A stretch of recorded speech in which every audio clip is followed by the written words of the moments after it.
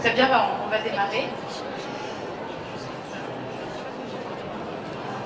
Merci de votre présence. Je me présente, je suis Frédérique Matticonacci, directrice du développement de la société Apital. Alors, comme vous le savez, replacer le patient au cœur du système et améliorer la qualité est le premier engagement de Ma Santé 2022, avec comme conséquence améliorer le parcours de santé, rendre le patient acteur de son parcours. Aujourd'hui, on va un petit peu plus s'intéresser au parcours de soins au sens large, au-delà du médical et du soignant, et s'intéresser à d'autres services qui viennent complémenter, agrémenter et enrichir ce parcours. Pour cela, j'ai le plaisir d'accueillir nos trois participants. Donc Romain Révéla, qui est président et fondateur de la société Apital, qui est une solution qui allie l'humain et le digital pour enrichir et agrémenter le parcours des patients, des résidents et de leurs proches à toutes leurs étapes. Également Monsieur Pierre Miller, qui est directeur des achats et des services économiques du groupement hospitalier de la région Mulhouse et Sud-Alsace. Et enfin, Monsieur Alain Olympi, qui est le directeur de l'association AFA Maladie de Crohn RCH. Donc pour démarrer, je vais commencer par Romain pour que vous nous expliquiez dans quel contexte vous avez créé Apital et en quoi ça consiste aujourd'hui. Bonjour à tous, merci Frédéric pour l'introduction. Alors Apital, c'est parti d'un constat de proches d'aidants. Donc on a été avec mon associé Pierre Lassara confronté à l'hospitalisation. Il faut savoir qu'aujourd'hui c'est un Français sur 6 qui passe à l'hôpital en France, donc on est tous concernés. Et donc dans ce cadre-là, on a eu des proches longuement hospitalisés avec une vraie difficulté en fait à leur apporter du soutien à distance et une volonté de se dire comment on peut aujourd'hui transformer l'expérience des patients avec une approche très tournée autour du patient versus beaucoup de choses qui se font sur le médical ou en support aux établissements, et donc de centrer vraiment cette approche sur le patient. Et donc on est parti de services de conciergerie qui sont aujourd'hui la face émergée de l'iceberg de notre solution, pour se dire on va impacter rapidement le patient à l'hôpital. Donc concrètement, il y a différentes typologies de services qu'on propose. Le bien-être, pour vous donner des exemples, ça peut être de la coiffure, de la réflexologie. Il faut savoir que pour une personne âgée qui va rester 1 mois, 2 mois à l'hôpital, faire sa couleur, c'est essentiel. Et aujourd'hui, c'est souvent un cas de stress avec la famille ou les soignants. Et donc ça, c'est des choses qui peuvent paraître très basiques, mais qui finalement en fait pèsent beaucoup dans le moral des patients au quotidien. Le divertissement qui est plus connu, donc il y a les solutions autour de la télévision et le multimédia, il y a beaucoup de choses qui existent aujourd'hui. Là, l'idée, c'est de pouvoir donner aussi un coup de boost à ces activités-là et faire le lien avec le reste des autres services qu'on peut proposer. L'événementiel, on a beau être à l'hôpital, on a le droit de fêter des événements, et notamment la maternité, c'est un cas très festif pour tout le monde, donc de pouvoir accompagner les papas, les proches à distance aussi pour fêter cet événement. Le retour au domicile, je détaillerai un petit peu plus tout à l'heure aussi ce sujet-là, mais qui est aussi un des vrais sujets, de pouvoir continuer sur ce parcours du patient à apporter une vraie continuité versus quelque chose de peut-être plus saccadé, accompagner les gens sur leur retour. Toute la partie jeunes parents, et notamment pour les personnes qui ont leur premier enfant, c'est une vie qui change. Et on a vraiment souvent le besoin d'être accompagné et de trouver les bonnes solutions à domicile sur les premières semaines, les premiers mois. Repas et gourmandise, alors je pense qu'on connaît tous entre guillemets la thématique de l'alimentation à l'hôpital, et c'est un sujet qui est très souvent porté par ailleurs par les associations aussi de patients. Là, l'idée, c'est pas de remplacer ce que va faire l'hôpital, mais c'est plutôt de permettre des repas plaisir sur des hospitalisations qui peuvent durer 1 semaine ou plus, et notamment quand des proches vont revenir. Et enfin, un autre exemple qui est aussi important pour nous, la partie pressing, nettoyage du linge. Il faut savoir qu'il y a quand même très souvent des personnes âgées qui vont arriver à l'hôpital par les urgences avec des habits souillés et qui peuvent rester en fait de longs jours et sans solution. Et donc là, l'idée, c'est aussi leur redonner un peu de dignité à travers des habits propres. Donc ça, c'est vraiment de là qu'est partie cette solution, avec un élément de précision en fait. Donc avec Pierre, on a passé 1 an en fait à faire le concierge à l'hôpital. Donc on était dans les murs de l'hôpital, au contact des patients, à nettoyer le linge, à s'occuper du contact avec les parents, les familles, l'administratif, la direction. Et donc ça a été un point qui était clé pour nous, pour comprendre en fait aussi la thématique de l'expérience patient qui est beaucoup plus large, qui est certes servicielle mais pas que. et qui nous a fait aboutir en fait à une solution aussi où on va accompagner les établissements à trouver des solutions, qu'elles soient digitales ou physiques, pour fluidifier ce parcours du patient. Donc aujourd'hui, on traite vraiment le parcours du patient de avant l'hospitalisation jusqu'au retour à domicile. Avant l'hospitalisation, ça va passer par digitaliser une partie des processus administratifs comme la préadmission en ligne. Donc ça, c'est l'objectif d'éviter de poser une demi-journée pour faire sa préadmission, et avec un vrai objectif aussi côté établissement de gagner en efficience. Pouvoir faire aussi préparer son hospitalisation, et notamment une des demandes qui est aujourd'hui essentielle du patient, c'est de pouvoir être seul en chambre, donc la chambre individuelle. Donc là, on va aussi aider le patient à travers des outils de commande en ligne de réserver sa chambre et faire le lien après avec tout l'hôpital sur ce sujet-là, donc entre l'administratif, les soignants qui sont en charge du placement, et ensuite toute la partie facturation. Un autre élément qui est clé en amont de l'hospitalisation, c'est tout le lien qu'on peut avoir en fait avec les mutuelles. Aujourd'hui, c'est quelque chose qui est encore très abstrait. Souvent, je compare cette thématique à le forfait télécom qu'on avait il y a 20 ans, où personne ne savait à quoi il avait droit. Il savait juste qu'il était en forfait. C'est un peu pour moi le même principe aujourd'hui sur les couvertures assurance ou mutuelle, complémentaire santé. Donc là, l'idée, on va aider vraiment le patient à avoir la bonne information et à digitaliser encore une fois les échanges entre le patient, assureur mutuel et l'hôpital. Ensuite, on arrive à l'hôpital, donc ça c'est aussi un sujet qui est clé, et donc là notre objectif c'est de pouvoir accompagner les établissements sur des thématiques comme par exemple l'accueil du patient. On est présent physiquement, et donc ça nous donne la possibilité aussi d'aller vers ce qui est très repris aussi dans le cadre de Ma Santé 2022, mais la logique de guichet unique à l'hôpital, et donc se retrouver que le patient, les proches finalement ont un interlocuteur assez clé et unique sur tout ce qui est vêtements médical. Et donc de jouer ce rôle-là. Des travaux qu'on est en train de mener aussi sur des salons d'entrée et de sortie, plutôt sur les thématiques d'ambulatoire, et donc se dire comment on peut traiter aussi ces patients qui finalement ont une hospitalisation de très courte durée en termes d'expérience. La chambre, donc ça je vous en parlais tout à l'heure, mais qui est le sujet de gérer aussi ces chambres seules, ces chambres doubles. Donc là on va accompagner dans ces process l'établissement où on travaille et on construit des process nouveaux avec l'établissement pour fluidifier en fait cette logique de demande, et on vient complémenter ce qui peut être fait par les éditeurs logiciels en apportant une surcouche technique qui permet de passer la balle vraiment sur l'ensemble des parties prenantes. Le séjour, donc c'est ce que je vous disais tout à l'heure, qui est tout autour du service et de la conciergerie au sens large. Un élément qui est clé, c'est pour nous la satisfaction. Donc ça, on suit ces sujets-là depuis le premier jour.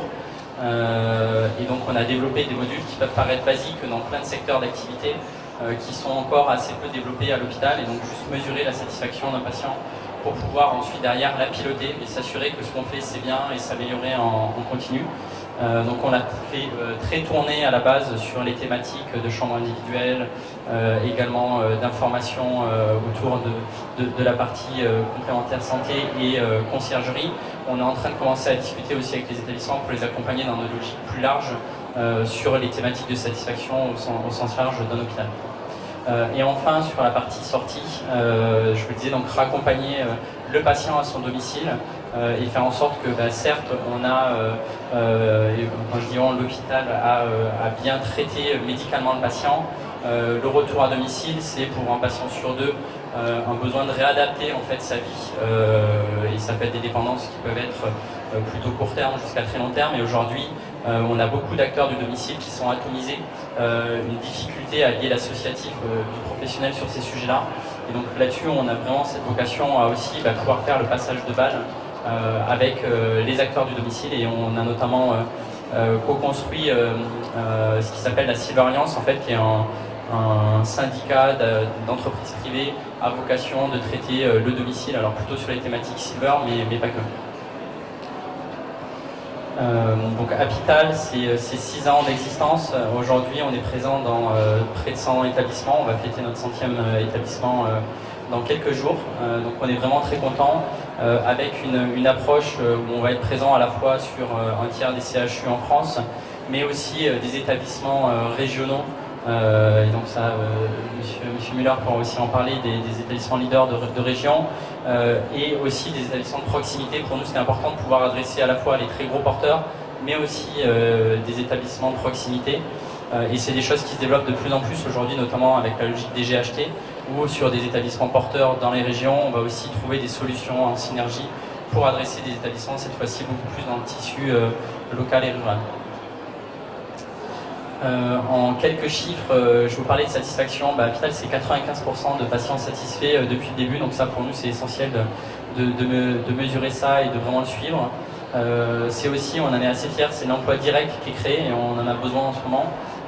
Donc 300 concierges qui sont présents dans les hôpitaux pour apporter du sourire aux patients.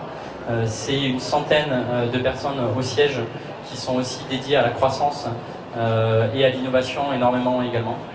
1000 partenaires qu'on fait travailler, donc ça c'est plutôt, on va dire, de l'activité économique locale qui va nous aider à apporter les services auprès des patients et recréer un lien dans le tissu économique local aussi entre les partenaires de proximité et les hôpitaux. Et c'est aussi pour nous un point qui est important, donc là on vous a mis le chiffre d'apporter aussi 1 million en moyenne de recettes additionnelles à un établissement par an. Donc ça c'est vraiment notre chiffre médian et qui est tourné dans notre approche de dire on doit pouvoir aujourd'hui, y compris dans le secteur public, créer de la valeur pour faire en sorte de faire perdurer des activités. Et donc ça c'est vraiment une logique qu'on a depuis le début d'être très tourné sur on partage de la valeur collective et ensuite on répartit les éléments dans un deuxième temps. Merci Romain. Vous avez cité pas mal d'établissements plutôt médecine, chirurgie, obstétrique. Est-ce que votre solution s'adresse également à d'autres types d'établissements?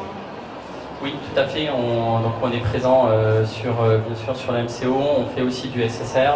On commence à traiter aussi des sujets autour de la psychiatrie et on va aussi sur toute la partie EHPAD qui est un vrai sujet où il y a également beaucoup de choses à faire et on sera en présence d'une dizaine d'EHPAD avant l'été. Merci. J'ai le plaisir de passer maintenant la parole à monsieur Müller qui va nous expliquer concrètement comment ces services ont été déployés dans votre établissement et ce que ça a pu vous apporter. Merci à vous. Donc le groupe hospitalier de la région Mulhouse-Sud-Alsace, je le présente très rapidement. C'est un établissement qui est assez récent et qui est né de la fusion entre le centre hospitalier de Mulhouse, qui est l'établissement de recours, et 9 autres établissements qui se trouvent dans le Sud-Alsace, des établissements MCO, des établissements SSR et des EHPAD. On a déployé Apital en septembre 2017, d'abord sur le site du centre hospitalier de Mulhouse, donc le site central, et l'objectif c'était clairement d'améliorer le retour du patient, d'améliorer la qualité de prise en charge hôtelière au sein de l'établissement. À Mulhouse, on avait de bons retours sur le niveau de nos praticiens, des praticiens de très grande qualité. On a un plateau technique qui est très satisfaisant, mais nous avions clairement des axes d'amélioration à faire dans le domaine de l'accueil hôtelier, et ça se traduisait notamment dans les questionnaires de satisfaction, où régulièrement on avait dans la rubrique hôtelière, accueil hôtelier, des scores qui étaient pas très satisfaisants. Alors on a eu des apports liés à la mise en place d'Apital qui étaient attendus, d'autres moins, mais que nous avons pris avec satisfaction. Les apports attendus, ça a été d'abord une amélioration du séjour du patient, par le biais de toutes les prestations dont ils ont pu bénéficier et qui ont été citées tout à l'heure. Alors il y a les prestations, il y a aussi la manière d'amener ces prestations. Ça c'est quelque chose de très important. Et le fait d'avoir des concierges qui soient des professionnels dont c'est le métier et dont c'est la vocation principale, c'est quelque chose de très bénéfique pour nous, puisqu'auparavant, à Mulhouse, on avait des ASH, des agents de services hospitaliers, qui pouvaient apporter un certain nombre de prestations, par exemple la distribution de la presse quotidienne régionale. Mais c'est différent de se faire amener, quand on est un patient, de se faire apporter son journal par une ASH qui a déjà fait plusieurs chambres, qui est très certainement fatiguée, dont c'est pas le métier principal, et de se faire apporter le journal par un concierge dont c'est le métier. Donc là, la première raison pour laquelle nous avons déployé Apital, c'était d'améliorer la qualité et le confort hôtelier de nos patients. Le deuxième apport, c'est l'amélioration de ce que nous pouvons offrir pour nos personnels, puisque les personnels de l'hôpital peuvent bénéficier aussi des prestations proposées par Apital. Ce qui est le plus apprécié, je crois, c'est le petit déjeuner d'équipe qui est apporté par Apital le matin. Ça peut être la baguette de pain qui va être livrée dans le service. On a des personnels qui ont souvent des horaires atypiques, qui commencent tôt le matin, qui finissent tard le soir. Et Apital leur propose des prestations de pressing, d'apporter des paniers de fruits et légumes, etc. Et c'est quelque chose de très apprécié par nos personnels. Et enfin, troisième élément que nous attendions avec la mise en place de la conciergerie Apital, c'est une amélioration de l'image de l'hôpital de Mulhouse en termes d'attractivité. Et là, on peut dire que dès la mise en place, on a eu beaucoup d'effets positifs, beaucoup de retombées médiatiques. Lors de l'inauguration de la conciergerie Apital, je me rappelle que France 3 Alsace avait fait son direct devant la conciergerie. On a eu beaucoup de retours presse, beaucoup de retours positifs. Donc en termes d'image, c'est aussi quelque chose d'important pour notre établissement. Donc ça, c'est les retours que nous attendions finalement. Il y a eu des retours inattendus avec la mise en place d'Apital. Ça a été le fait de pouvoir se challenger avec un autre prestataire au sein de l'établissement. Je m'explique, sur toutes les prestations hôtelières, avant nous étions les seuls à participer et à les faire, et on les faisait souvent comme on le faisait déjà il y a 10, 20, 30 ans. Avec la mise en place d'Apital, ça nous a permis de voir une autre manière de travailler, une autre manière de faire, d'autres méthodes, et on s'est remis en question, on a amélioré un certain nombre de choses que l'on faisait en suivant un peu l'exemple d'Apital. Alors je vais donner un exemple concret, c'était tout simplement le hall d'accueil de l'hôpital. Apital, quand ils se sont installés, se sont positionnés en face de notre bureau des entrées, en face de notre bureau des admissions. Et on avait d'un côté le bureau des admissions de l'hôpital avec des personnes qui se trouvaient assises derrière une vitre, cachées derrière un pupitre. Et de l'autre côté, on avait Apital avec des personnes qui étaient debout avec des t-shirts rose fluo. Spontanément, le public, quand il arrivait dans l'hôpital, se dirigeait vers Apital, vers les concierges Apital, en pensant avoir affaire à des agents de l'hôpital, tout simplement parce que c'était beaucoup plus attractif et ça répondait plus aux attentes de notre public. Les autres apports inattendus d'Apital, ça a été un certain nombre d'innovations auxquelles on n'avait pas pensé lors de cette mise en place. Alors je vais citer Autopec par exemple, qui est un outil informatique qu'Apital a développé et met à disposition, qui permet à nos agents des admissions facturation de savoir automatiquement quels sont les droits mutuels pour tel ou tel patient. Ça c'est quelque chose qui est assez complexe pour nos agents. Souvent il faut envoyer plusieurs fax, parce que oui on fonctionne encore avec des fax, vers les mutuelles pour savoir quel est le niveau de prestation de tel ou tel patient. Avec cet outil Autopec, on peut savoir instantanément quel est le niveau de couverture des patients, et ça c'est un apport très positif pour notre service des admissions facturation. Et puis on est toujours en amélioration continue des prestations et toujours en train d'essayer de développer de nouvelles prestations en co-construction avec Apital. Celle sur laquelle nous travaillons actuellement, c'est au niveau du pôle femmes-mères-enfants, au niveau du repas accompagnant. Jusqu'à présent, on servait au papa qui accompagnait la maman ou aux mamans qui accompagnaient les enfants, le repas des patients, qui n'étaient pas ceux dont ils rêvaient. Et avec Apital, on a développé une offre à la carte avec des traiteurs. Et désormais, les personnes qui accompagnent les patients à l'hôpital peuvent sélectionner leur repas à travers une gamme de plats traiteurs. Et c'est quelque chose qui va marcher très fort. Merci beaucoup pour ce témoignage.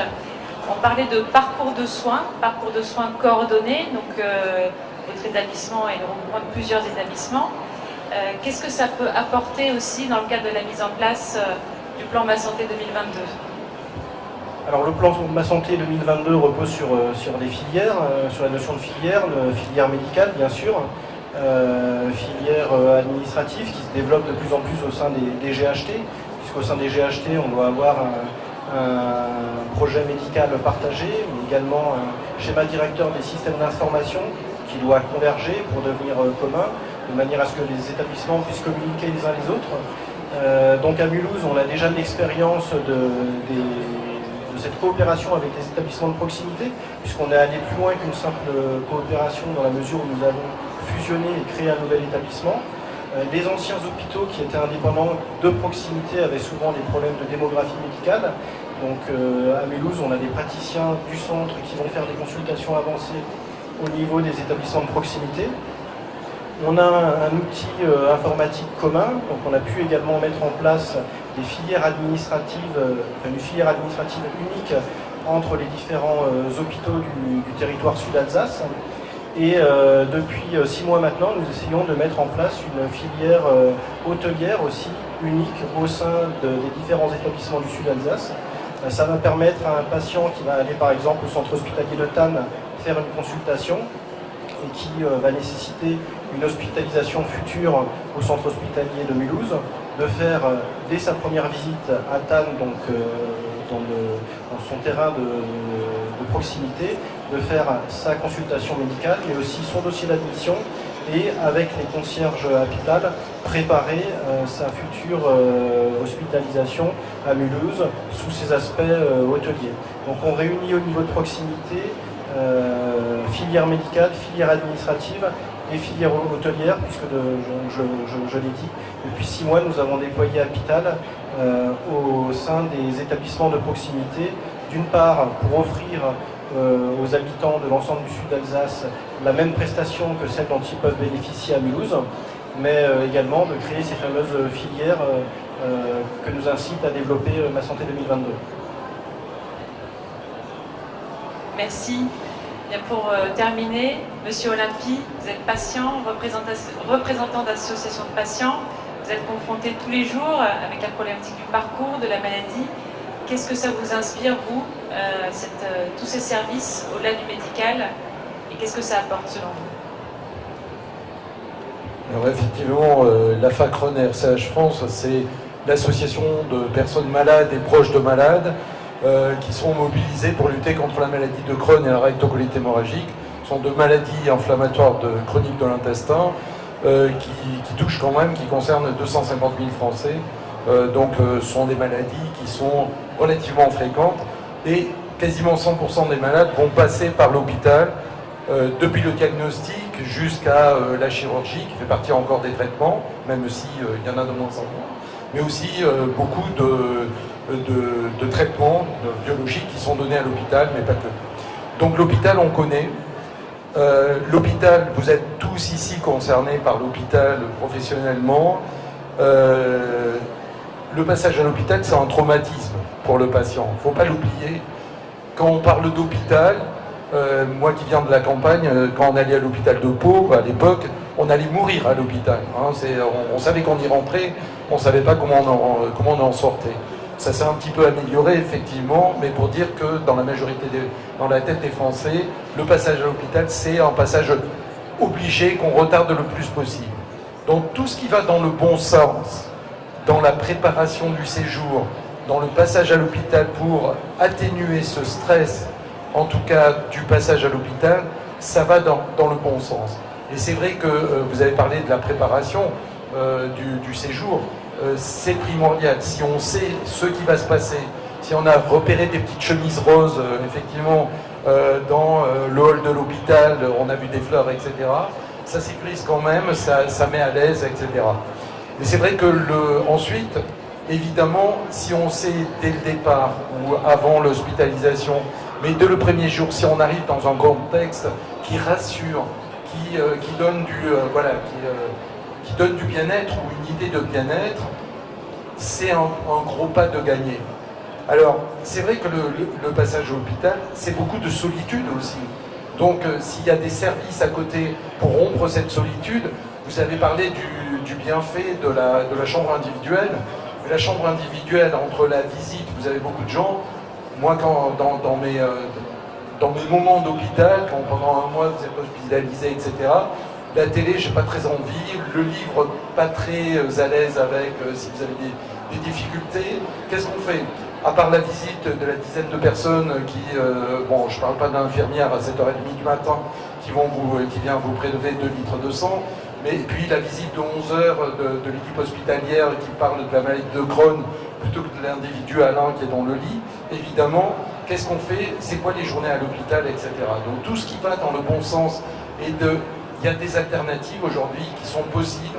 Vous avez parlé sur, il faut regonfler l'estime de soi, qui mieux qu'un coiffeur, etc. Alors ce sont des choses qui existaient peut-être, mais c'est toute la forme qu'on met autour, toute cette, effectivement, ces personnes qu'on met avec le sourire, dont c'est le métier. Voilà, donc l'hôpital, aujourd'hui, tous les centres de soins, on les connaît, le cure, vous savez faire, on part du principe que vous savez faire, vous êtes des spécialistes. Le CARE, il y a beaucoup quand même, il y a beaucoup à faire aujourd'hui encore, et ça c'est, voilà. Je disais ce matin un président que j'adore, Lamine Garbi, le président de l'hospitalisation, la fédération d'hospitalisation privée, lui il parlait de l'hospitalisation. Moi j'aime bien avoir l'hospitalité dans l'hospitalisation. Et voilà, et c'est tout ce qu'on demande aujourd'hui, c'est l'hospitalité aux soins de l'hôpital. On est très heureux d'annoncer donc vous nouez un partenariat avec Apital. Qu'est-ce que ça peut vous apporter, vous, là, en tant qu'association de patients, ce type de partenariat? Bien, écoutez, les associations, on manque surtout sur les maladies chroniques, mais pas que. Dans beaucoup d'associations ont développé aussi des services d'information sur la maladie, d'écoute, de soutien. Nous, à l'association, par exemple, on propose des diététiciennes, des vacations de diététiciennes, d'assistantes sociales, d'avocats, des conseillers de travail qui accompagnent le retour au travail. Par exemple, vous avez été hospitalisé un mois, j'ai des gens qui m'appellent, je dis « mais qu'est-ce que je vais raconter au boulot lundi, après avoir été absente un mois, comment je vais parler, qu'est-ce que je dis, j'ai jamais parlé de ma maladie chronique, comment je vais annoncer ça ?» Donc tout ça, ce sont des services d'association. Les gens qui sont malades, soit ils ont eu le diagnostic à l'hôpital, ils ne sont pas nécessairement au courant. Le personnel hospitalier oublie un petit peu trop souvent qu'il y a des associations, il y a des relais. On est une association de malades, de personnes malades. Donc on sait ce qui est bon, ce qui nous a manqué à un moment donné, y compris de ne pas se sentir seul avec cette maladie, mais de savoir qu'il y a plein de gens qui ont développé des trucs, des astuces, qui vivent au quotidien, et on peut se faire du bien au quotidien malgré sa maladie chronique. Donc les associations, c'est un acteur incontournable, mais qu'on oublie un peu trop souvent. Je pense que le fait d'être présent sur un site internet, d'un partenaire, d'un prestataire, si on a tous une responsabilité, c'est celle de faire du bien à nos patients. Du bien dans le cure, du bien dans le care, mais en tout cas de faire du bien. Donc ça, c'est notre pari à tous. Je pense évidemment les soignants, qui sont au quotidien là pour faire du bien, mais qui oublient, qui sont le nez dans le guidon, et qui oublient ce qui se passe en dehors de l'hôpital, ou qui peut se passer à côté de l'hôpital, etc., en complément. Donc voilà, le partenariat, c'est ça, c'est de ne pas oublier, quand vous identifiez, de parler des associations, comme aussi un système de soutien, etc. Donc la visibilité, elle est là, d'apporter cette visibilité aux associations de patients. Je pense que c'est un service aussi que vous rendez, on en parle aux pharmaciens, à tous les acteurs de la santé. N'oubliez pas de parler, vous êtes malade, savez-vous qu'il existe des associations qui peuvent vous apporter, qui peuvent être là au quotidien, à vos côtés aussi, et qui peuvent vous apporter encore autre chose. Les gens ils vont pas, mais en tout cas ils sont au courant. Bien trop souvent, on voit arriver des gens qui sont malades depuis 10 ans et qui sont au bout du rouleau, et là on pense à l'association. Il ne faut pas attendre 10 ans et d'être au bout du rouleau. Il faut se faire du bien tous les jours. Merci beaucoup. Alors, avant de passer aux questions, je voudrais juste, Romain, Pierre, Alain, que vous nous fassiez peut-être un dernier message. Maintenant que vous êtes tous écoutés, qu'est-ce que vous voudriez faire passer comme message pour conclure? Alors moi, peut-être pour conclure, déjà un grand merci pour votre intervention aujourd'hui sur la partie Apital et typiquement les typologies d'échanges qu'on peut avoir aujourd'hui. Nous, il y a une vraie volonté de structurer et d'aider à structurer collectivement cet écosystème autour de l'expérience de l'hospitalité. Je viens aussi du Sud, donc c'est un terme qui est assez cher dans le Sud, de l'hospitalité, et de se dire qu'on ne peut pas en fait agir tout seul. Et ça, je pense que si on est là assis ensemble aujourd'hui, c'est parce qu'on le sait.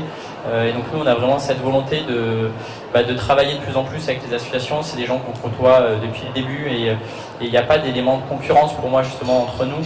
C'est justement des éléments de complémentarité, aider l'hôpital qui est sous multiples pressions, qu'elles soient financières, techniques, également médicales, où les choses se technicifient de plus en plus et où le métier devient de plus en plus dur, et du coup la part qu'on peut dédier finalement au care est très compliquée, et les associations qui ont des moyens limités aussi, avec une vraie envie de transformer, et je pense qu'il faut qu'on arrive à pouvoir travailler ensemble et se faire écho pour tout ça, pour le bien-être du patient et une meilleure hospitalisation qui sera moins psychologiquement douloureuse.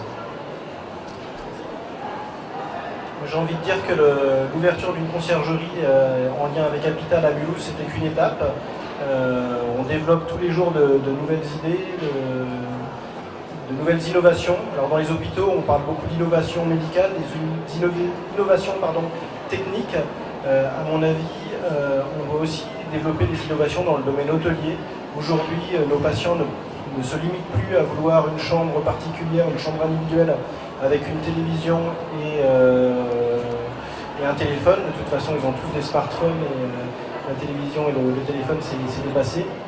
Et il faut anticiper le retour à domicile, les venues itératives à l'hôpital. On a de plus en plus de séjours de courte durée mais répétitifs à l'hôpital. Tout l'intérêt de travailler sur l'aspect hôtelier de manière à simplifier la vie de nos patients et qui ne vivent plus la venue à l'hôpital comme une coupure avec leur vie d'avant, mais qui puissent retrouver à minima leur environnement de leur vie d'avant dans leur vie à l'hôpital. Je disais l'autre jour, la venue à l'hôpital, ça devrait se préparer comme les vacances. On va sur Booking, on choisit l'hôtel, etc. Bon, c'est pas si simple. Mais pourquoi pas? Pourquoi pas? Il y a en tout cas les attentes des associations, c'est qu'il y ait des acteurs dans cette coordination qui est possible dans l'avant, dans le pendant et dans l'après. La coordination avec la ville, évidemment, avec tous les professionnels de santé de la ville, pas seulement, il y a des sociétés prestataires de services, etc. Aujourd'hui, on manque clairement d'un coordinateur de tout ça. Le seul coordinateur, pour l'instant, qui est efficace dans la mesure où sa santé le lui permet, c'est le patient. C'est lui-même qui doit gérer, coordonner toute sa santé. S'il y a des acteurs demain qui peuvent le faire, aujourd'hui et demain, donc ça c'est un petit peu nos attentes aussi, et évidemment qu'ils puissent coordonner avec les associations, les sociétés prestataires de services et autres, tous ces acteurs, le pharmacien, les médecins, et je dirais d'autant plus qu'aujourd'hui, il y a un enjeu qu'on doit quand même gagner, qui est la polypathologie. Parce que là, on a parlé dans le passage à l'hôpital pour une maladie. Aujourd'hui, avec le vieillissement, mais pas que, nous, on a beaucoup de nos malades, 30% de nos malades ont une autre pathologie chronique. Donc, et plus ils vieillissent, évidemment. Ce sont des maladies de toute une vie qui se déclarent entre 12 et 25 ans. Donc, vous imaginez jusqu'à toutes les pathologies cumulées. Donc, on a besoin de coordination. Et c'est peut-être des acteurs, c'est peut-être un métier à développer. En tout cas, nos attentes, elles sont là aussi. Merci beaucoup. Est-ce que vous avez des questions? Et bonjour, Damien Dubois, à la fois journaliste et associatif. J'ai une double question, bonjour Alain. D'abord, quel est l'enjeu de ce partenariat justement avec l'AFA? Je n'ai pas bien compris exactement concrètement en quoi il consiste. Et deuxième question, le modèle économique par rapport aux patients, qu'est-ce qui est à la charge du patient, à la charge de l'hôpital? Merci. Alors, le partenariat, il est vraiment un partenariat de visibilité, essentiellement. C'est-à-dire que l'idée, c'est de rappeler l'existence associative. Tu sais très bien mieux que personne, on s'est connus puisque c'est un militant associatif aussi. Aujourd'hui, la difficulté des associations, c'est d'exister dans les lieux de soins, d'exister parce que les gens ne pensent pas. On pense à des bilans, etc. etc. Le quart d'heure de consultation ou les 10 minutes de consultation, elles sont ciblées. On ne pense pas à ce qui se passe après ou autour de la vie du patient.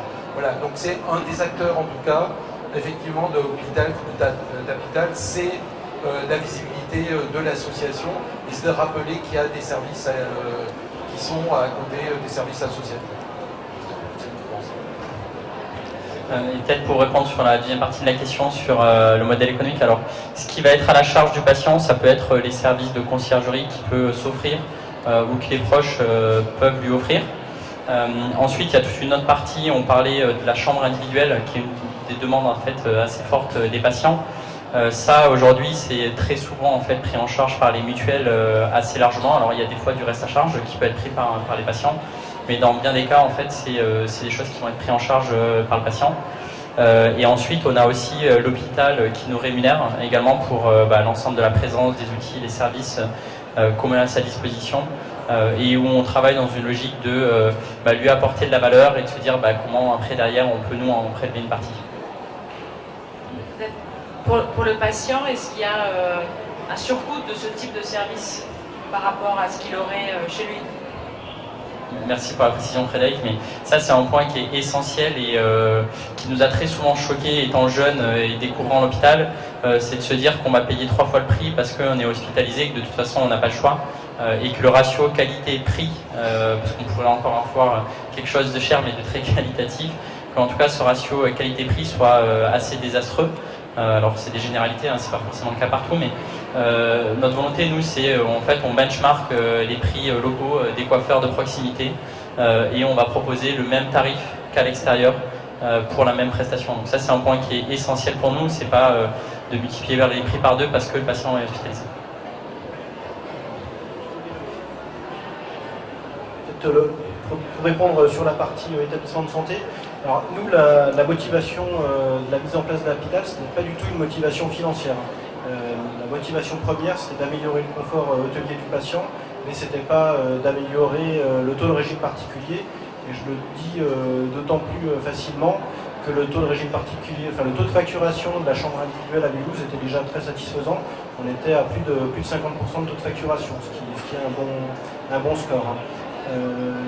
La seule condition qui nous avait été fixée lors de la mise en place de la conciergerie hôpital, c'était que ça ne coûte pas plus cher à l'établissement.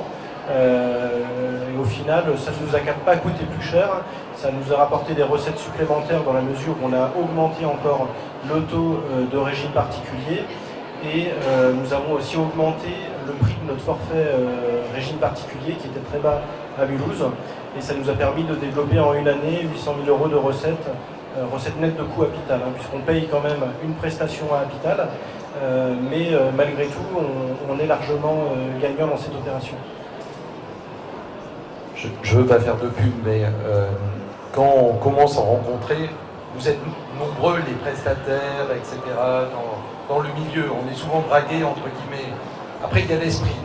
Voilà. Ce qui nous a touchés quand on a rencontré les fondateurs, etc., c'est quand même l'expérience de terrain. Vous êtes partis, vous l'avez dit, on est resté un mois à l'hôpital, on constate. C'est un an à l'hôpital, mais en plus, vous avez une expérience hospitalière de clients, entre guillemets, qui vous a fait réfléchir sur les services, etc.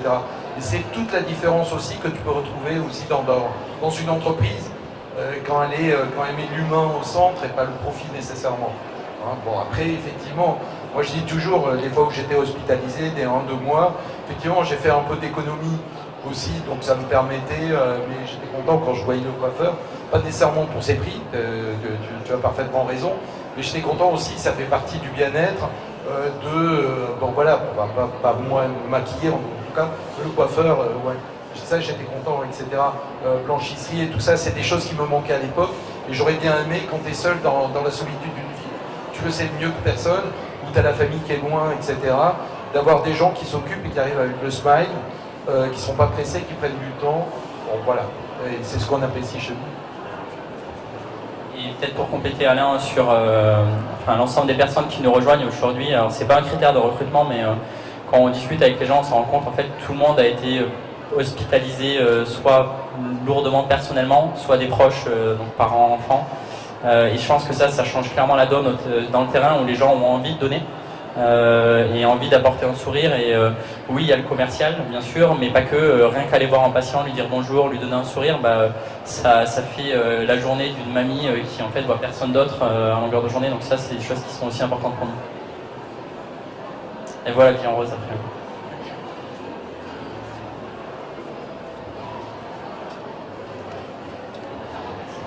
Oui, je voudrais vous poser une question. Parfois, on peut être amené à être hospitalisé en urgence, vivre seul, avoir le chat à la maison, le frigidaire vide, Covid, etc.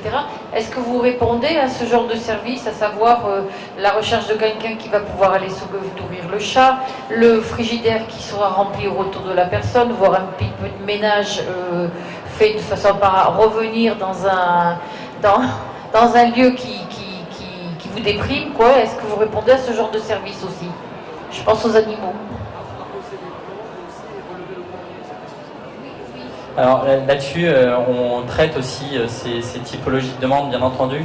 Et c'est aussi le terme de conciergerie, il va jusqu'à là se dire qu'on peut traiter toute typologie de demande. Les animaux, c'est un vrai sujet à l'hôpital, et je pense que M. Muller en parlera, je pense, beaucoup mieux que moi, mais c'est aussi un vrai sujet de non-hospitalisation de personnes âgées en ambulatoire. Enfin, moi, j'ai vu des mamies en pleurs devant moi parce qu'elles ne trouvaient pas de solution de garde pour son chat ou son chien. Donc ça, c'est des choses qu'on va traiter. Ce qui est plus complexe sur cette partie-là, nous, on peut tout faire. Après, il y a un coût, malheureusement. Donc je pense qu'il est plus complexe pour que ce soit démocratisé, c'est que ça coûte cher, malgré tout. Parce que faire garder un animal, se déplacer au domicile pour remplir un frigo, tout le monde n'en a pas les moyens. Et donc là-dessus, je pense qu'il y a encore beaucoup de choses à travailler aussi sur la partie prise en charge. Cette fois-ci peut-être plus des collectivités territoriales sur ces sujets-là. En tout cas, nous on fait le lien dès qu'on le peut, et aussi on travaille beaucoup avec les assistantes sociales sur ces sujets-là.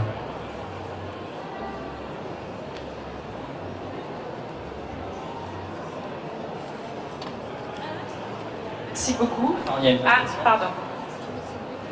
Oui, bonjour. J'aurais voulu savoir par rapport à Mulhouse, combien de lits vous avez sur l'établissement, et savoir du coup combien, pour pouvoir se comparer, et combien de temps vous avez mis pour déployer la solution à l'hôpital et la communication nécessaire avec les unités de soins. Alors sur Mulhouse, on a 2400 lits et places, mais Apital n'est pas déployé sur les 2400 lits et places. On est déployé sur 4 sites qui recouvrent à peu près 500 lits MCO. Alors le déploiement, c'est quelque chose de très important. Il faut qu'il y ait une vraie volonté de l'établissement d'y aller. Et nous, c'était le cas. C'était le directeur général de l'époque, Marc Pelot, lors de sa prise de fonction, qui avait voulu marquer un coup fort pour sa prise de poste et qui avait voulu mettre en place cette conciergerie hospitalière. Et la décision a été prise, enfin la demande du DG a été faite au mois d'avril. On a pu se rattacher au marché Uni-Achat.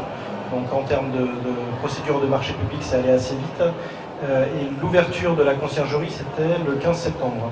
Donc on est allé vraiment très très vite. On a travaillé pendant l'été. Alors il y a un aspect ici à pas négliger, mais Apital a des équipes SI assez pointues, et entre informaticiens, ils arrivent à parler, en général, ils parlent le même langage. Ce qui était important, c'était la communication interne. Alors déjà vis-à-vis des représentants des usagers, de manière à les associer.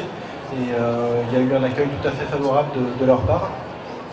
Et puis un gros travail vis-à-vis des services de soins qui, pour certaines personnes, ne voient pas toujours d'un très bon œil d'avoir des personnels non appartenant à la fonction publique hospitalière, voire à la fonction publique tout court, qui arrivent dans les services. Donc on a eu un gros travail à faire avec eux. On leur a montré qu'il y avait déjà un gros avantage pour le patient. Et quand on replace le patient au centre des débats, en général, les soignants et tous les personnels hospitaliers comprennent bien l'intérêt. Et puis, on a expliqué aussi la partie financière, parce qu'il y avait toute la question de oui, mais on met ça en place pour faire payer le patient. Et on leur a présenté les choses. Alors, on a expliqué un petit peu comment fonctionnait le régime particulier, quelles étaient les prises en charge, quel était le modèle économique, avec le chèque service qui est mis à disposition par Apital à nos patients. Et finalement, ça se passe assez bien. Apital nous fournit des statistiques aussi, service par service, voire UF par UF, pour connaître notre taux de régime particulier. Et on voit aussi le chiffre d'affaires perdu, des fois parce qu'on ne remplit pas correctement les chambres, parce qu'on ne prend pas en compte la demande du patient d'avoir une chambre individuelle. Et on montre que derrière, il y a un impact financier qui est perdu bêtement, parce que le lit est occupé, mais on n'a pas coché la bonne case. Et mis bout à bout, ça fait des centaines de milliers d'euros qui font un certain nombre de TP aussi. Donc le déploiement d'Apital, il s'est fait relativement facilement en 5 mois. Et bien sûr, on l'a présenté à toutes les instances, CTE, CHSCT, CME, et il n'y a pas eu d'opposition particulière. Et peut-être pour compléter sur cette partie-là, nous on a mis en place en fait une équipe qui est dédiée au lancement à la fois opérationnel et technique. Donc c'était en 2016 déjà où c'était encore entre guillemets les débuts. Aujourd'hui on a aussi vraiment équipé des équipes dédiées à ça qui vont pouvoir aller faire la présentation aussi à l'ensemble des personnels. Il y a aussi également, on échange beaucoup sur les processus internes pour s'assurer assez rapidement de voir s'il faut faire bouger des petites lignes pour fluidifier après le lancement. Et aujourd'hui, on arrive à lancer même en 2 mois et dans de super bonnes conditions parce qu'on est rodé aussi. On a quand même, avec 100 établissements, vu pas mal de choses.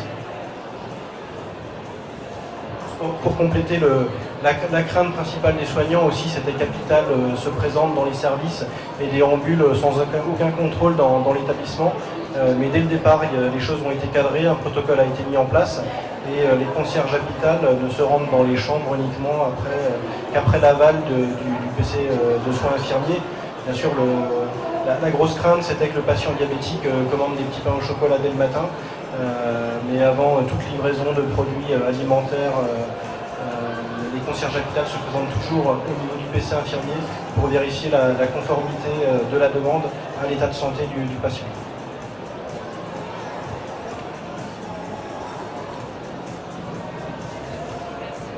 Merci à tous, très bonne journée et n'hésitez pas si vous avez des questions, notre équipe est à disposition un petit peu plus sur la gauche aussi au niveau du stand Hôpital.